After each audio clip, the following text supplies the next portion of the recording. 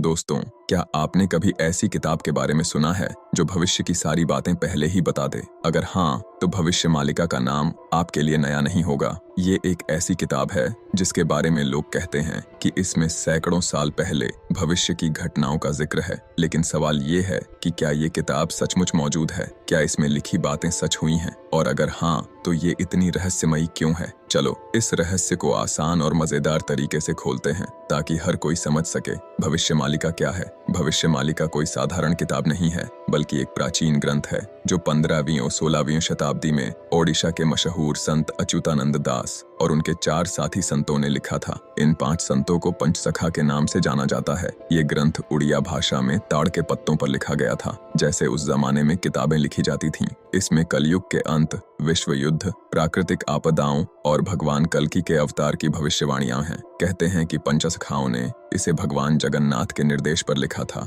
भगवान जगन्नाथ ने उन्हें सपने में बताया कि भविष्य की कुछ बातें लिख दो, लेकिन इसे गुप्त रखो ताकि सही समय पर ही दुनिया को इसका ज्ञान मिले। इसीलिए ये किताब शुरू में सबके सामने नहीं आई। इसे ओडिशा के मठों और मंदिरों में छुपा कर रखा गया ताकि गलत हाथों में न पड़ जाए। पंचसखा संतों में अच्युतानंद दास सबसे प्रमुख थे। वे भक्ति और ज्ञान के लिए प्रसिद्ध थे। उनके साथ यशोवंत दास, बलराम दास, जगन्नाथ दास और अनंत दास थे। इन 5 ने मिलकर भविष्य मालिका को एक पहेली की तरह लिखा ताकि इसे हर कोई आसानी से न समझ सके। इसमें भविष्य की बातें प्रतीकों, कविताओं और रहस्यमयी भाषा में लिखी गई हैं। क्या इसमें लिखी बातें सच हुई हैं? अब सबसे मजेदार हिस्सा आता है। भविष्य मालिका में लिखी कई भविष्यवाणियां सच हो चुकी हैं, जिसकी वजह से लोग इसे गंभीरता से लेते हैं। चलो कुछ उदाहरण देखते हैं। 1. कोरोना महामारी। इस ग्रंथ में एक ऐसी बीमारी का जिक्र है जो पूरी दुनिया में फैल जाएगी और लोग अपने घरों में कैद हो जाएंगे। ये बात 2020 में आई कोरोना महामारी से मिलती जुलती है।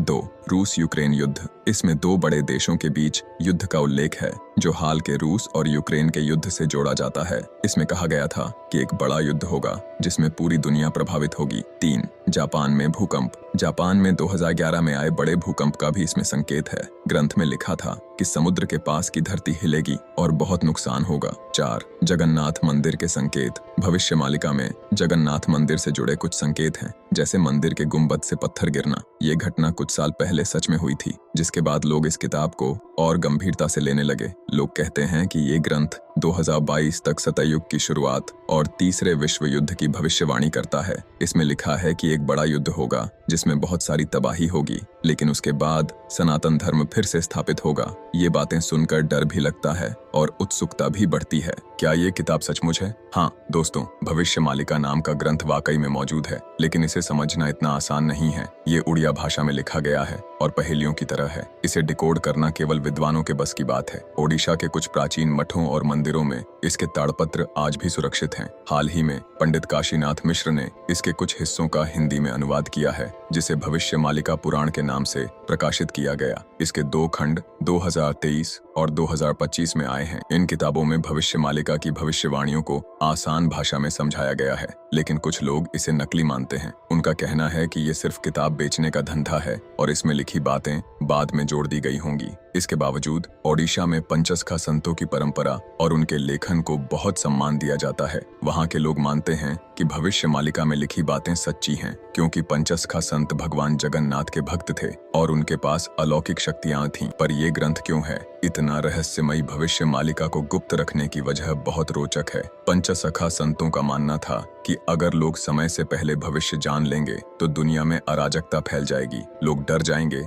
या गलत फैसले लेंगे। इसीलिए उन्होंने इसे पहेलियों में लिखा और गुप्त रखा। इस ग्रंथ में कलयुग के अंत की कई डरावनी भविष्यवाणियां हैं। मिसाल के तौर पर 7 दिन का अंधेरा। इसमें लिखा है कि एक समय आएगा जब 7 दिन तक पूरी दुनिया में अंधेरा छा जाएगा, सूरज नहीं दिखेगा और लोग डर के मारे घरों में छुप जाएंगे। बंगाल की खाड़ी में जल प्रलय। ग्रंथ में बंगाल की खाड़ी में एक बड़ी जल प्रलय का जिक्र है जिसमें कई इलाके डूब जाएंगे। 3. विश्व युद्ध। इसमें एक बड़े युद्ध की बात है जो दुनिया को हिला देगा, लेकिन इसके बाद सतयुग की शुरुआत होगी। जिसमें सनातन धर्म फिर से फलेगा फूलेगा। ये बातें डराने वाली हैं, लेकिन साथ ही उम्मीद भी जगाती हैं कि बुरे वक्त के बाद अच्छा समय आएगा। और क्या कहते हैं लोग इसके बारे में? भविष्य मालिका को लेकर लोगों की राय बटी हुई है। कुछ लोग इसे पूरी तरह सच मानते हैं और कहते हैं कि ये एक चमत्कारी ग्रंथ है। ओडिशा के कई विद्वान और भक्त इसकी भविष्यवाणियों पर भरोसा करते हैं। वहीं कुछ लोग इसे कोरी कल्पना मानते हैं। उनका कहना है कि इसमें लिखी बातें बाद में जोड़ी गई होंगी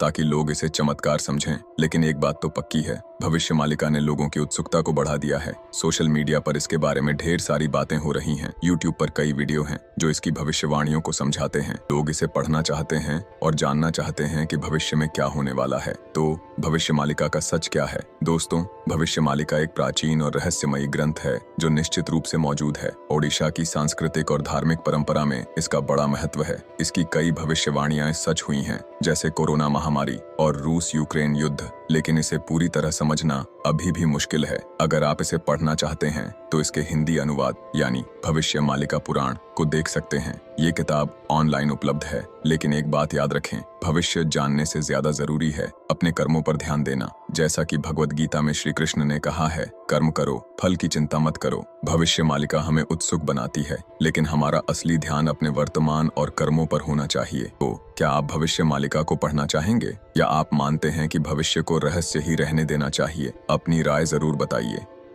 दोस्तों, वीडियो अच्छी लगी तो लाइक और कमेंट करके चैनल को जरूर सब्सक्राइब कर देना। आपका बहुत बहुत धन्यवाद।